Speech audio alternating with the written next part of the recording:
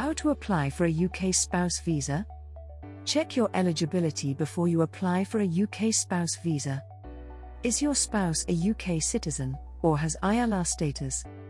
Is your marriage recognised in the UK? Can your spouse financially support you and your dependents? Do you meet the English language requirement? If you answered yes to all of the questions, congratulations! You appear to be eligible to apply for a UK spouse visa. So, what to do next? You can fill the application form online. Pay the relevant Home Office fees and health surcharge. Collate all the documents evidencing that you meet the requirements. Take an appointment at your nearest VFS centre to submit your biometrics. All the documents in support of your application.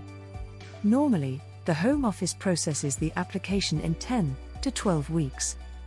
You can also pay for priority processing, which puts your application on a fast track. Need help with your UK spouse visa application?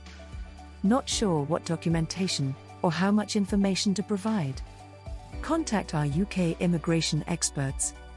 We have helped more than 2,000 applications in the recent 500 weeks to migrate.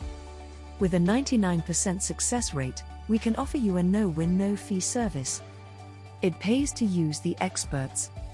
Call us on +91 981 912 7002 or email us at info@smartmove2uk.com.